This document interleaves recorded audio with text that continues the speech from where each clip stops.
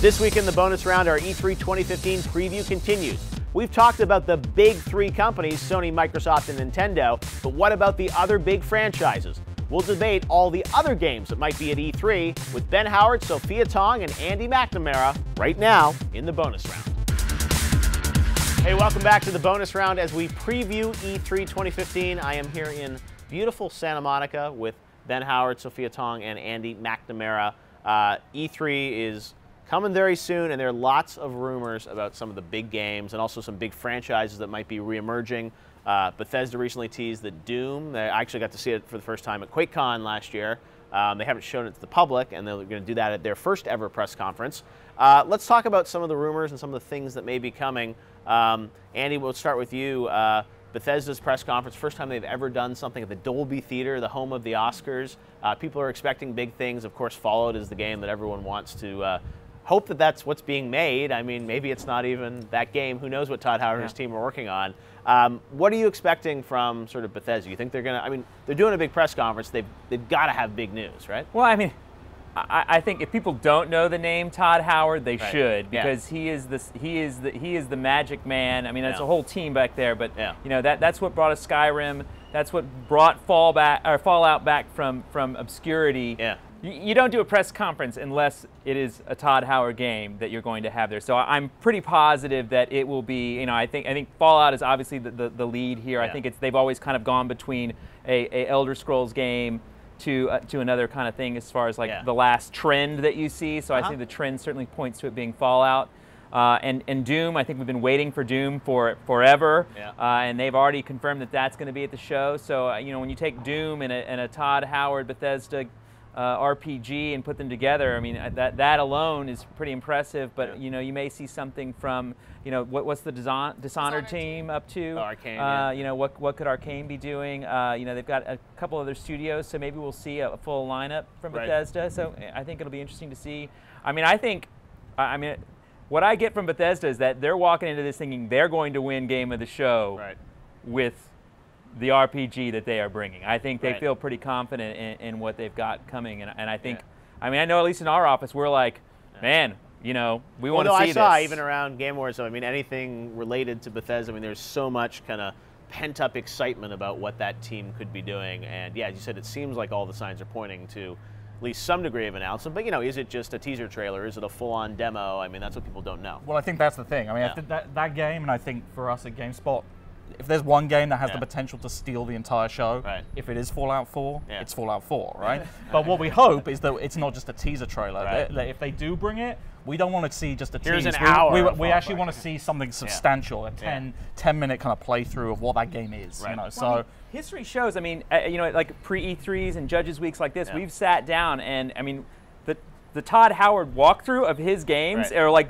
one of the best walks like you'll ever get from like a guy who makes a game. They're really fun and really exciting, and he really kind of captures the magic of what a Bethesda RPG is all about. So I mean, I think we're not going to get 10 minutes. I think we're going to get an hour.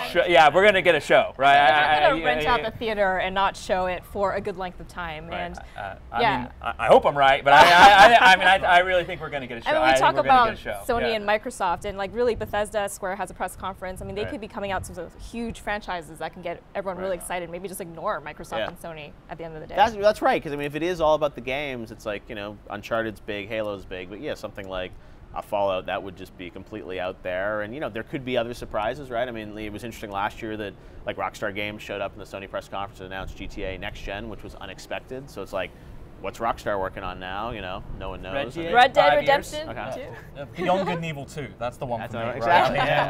Like that's the Last Guardian of third party, right? So. Exactly, and that's, you know, and then we also know that, you know, EA showed a bunch of stuff last year where they teased like the next Mass Effect, which you know, was being worked on. They teased Mirror's Edge. I mean, there are games like that that have you know, been already hinted at.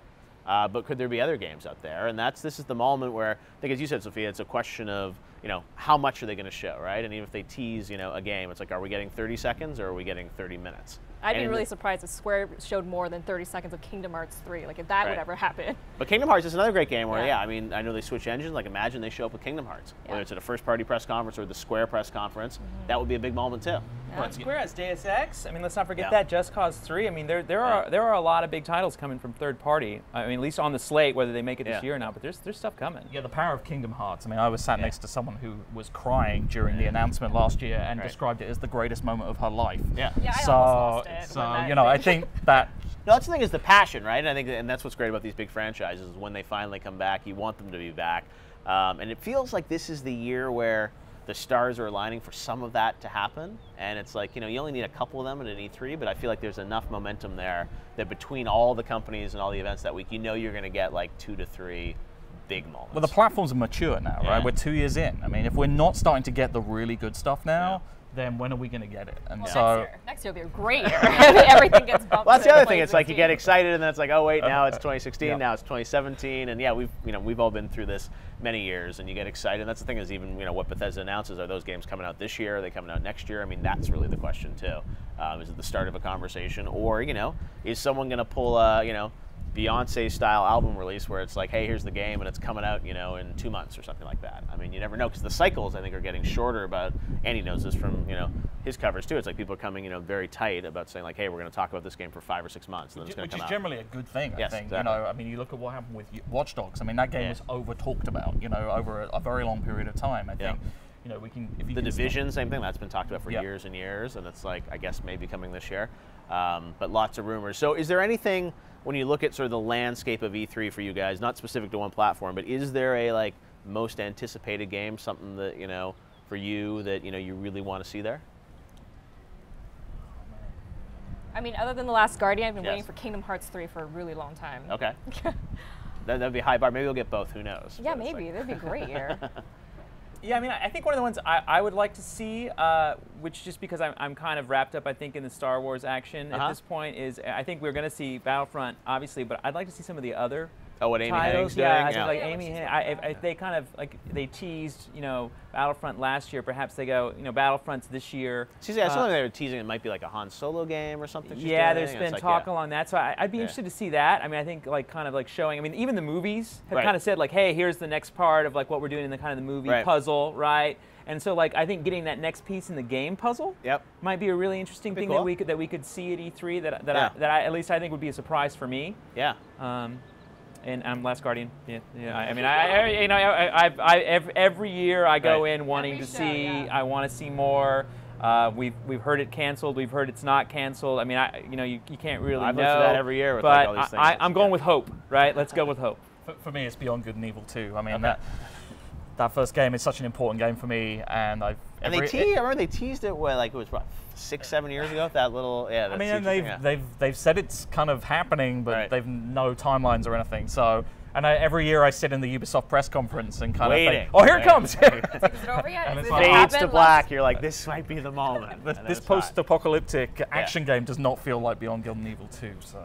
And I also think, Ubisoft has also shown a trend where every year they try to hold something. And it's usually pretty early, but that's what Watch Dogs and The Division have been. I have a feeling that Ubisoft will have another title that will be, a new early glimpse at another franchise that they're trying to establish. Yep. They're usually pretty good about that. They always end the press conference with something new. I actually really like Ubisoft's smaller titles, like Child of Light and Valiant Hearts are really great. Amazing. Right. Yeah, I would like to see more from that side of the studio. I think that's the thing, is we talk about all these big blockbusters, but we saw even with a No Man's Sky or Child of Light. I mean, there are all these sort of smaller, or Ori last year, right? That can sort of capture your attention. And they may not be billion-dollar franchises, but they can just be really creative, beautiful things that feel so different. I'm just tired of shooting dudes in the face all the time. Well, that's not going to get your game of the show then. So no shooters in there. All right. Well, one thing we should talk about that's going to happen at E3, and it already happened, is the return of the music games. Rock Band, Guitar Hero, both announced is coming out later this year. That's a genre that went away, and everyone said, hey, maybe we'll bring it back when there's sort of true innovation we can bring to those games. Guitar Hero's talked about the first-person view. Rock Band, feels like it's kind of a better rock band. I mean, I love those games back in the day. I'm not fully convinced that everyone's going to be totally on the bandwagon again this year, but what's your take, Ben? I don't know if they're going to be a big thing, but I mean, they're certainly coming back, and I know there's certainly a large section of our audience that's excited about it, and certainly, the room we have of slowly dusting plastic instruments, being able to dust bring those out and play them again, certainly for Rock Band is going to be good. I think the good thing about both games, Guitar Hero and Rock Band, is they're trying to do very different things. I mean, it looks like Guitar Hero is trying to take it more in a direction that actually feels more like playing the instrument. The change of the interface actually feels a lot more like playing the guitar. And Rock Band, it's about delivering, not making people rebuy all the instruments. It's about allowing them to be backwards compatible, and I think that's a smart thing. Certainly for people who've hung on to those instruments. A lot of the drums are collecting a lot of dust. I go to a lot of yard sales and I see a lot of drum kits. See, I sold all my instruments at my yard sale like a while back because I didn't think they would ever come back. But for me, you lost the faith. Yeah, well, am I the only one that really likes Rocksmith? Because if I'm going to spend all this time playing a music game, I would like to learn an actual instrument. So I bought like acoustic and electric guitar. Oh, wow. But now, I wanted somebody, because there's latency in Rocksmith, so that's kind of annoying. And I want, another iteration, or even for, the Guitar Hero guys and Rock Band to come in and, do it properly and do it in a way where you can actually play a real guitar or real instruments. I mean, the drum's pretty close, but yeah, actual instruments. And I think that would be great. It crosses like entertainment and entertainment all at the same time. Andy, you were a big fan back in the day of the Rock Band and all that. Are you feeling the same energy here in 2015? I mean, they were a lot of fun, and that's the funny thing too, is that they are still really fun, and they were really fun last year when no one wasn't playing them. You know what I mean? Like, I mean, they've always been fun. I mean, it's sort of timeless, that gameplay, I mean, right? It is a lot of things. They did come out of pop culture, right? I mean, it just became a thing. You didn't go to people's house and they had Rock Band out. You're like, oh, one of those parties again, because you'd had that party like 10 times, right, where everyone sat around and did it. But I think there's an opportunity. You know what I mean? I think that because they are great games and they are at the core a good time, that a new, could spark a new generation of kids that haven't got a chance to kind of experience it. It is a lot of fun, and I'm looking forward to going back. And at least, I'm going to go in. Let's see how long I stay. But you say new generation. It's been, what, 3 years? But I mean, I think it feels, it's been out of, at least in my opinion, I think cultural favor for, 4 years. I mean, they were putting out more titles and more songs, but I mean, it was really to that core group. I mean, it wasn't a thing anymore, I mean, I think it kind of moved on. And mostly too, by the way, because there was so much of it, right? I mean, there was an overflow of that stuff. But we see Guitar Hero come back. We see Tony Hawk coming back. I mean, I mean, I think we're seeing some old nostalgia come into play right now with this console generation, and I think some of it's going to work and some of it's not. And who's to say Rock Band or Guitar Hero won't work, right? I don't think we know yet, and how the consumer will respond to it.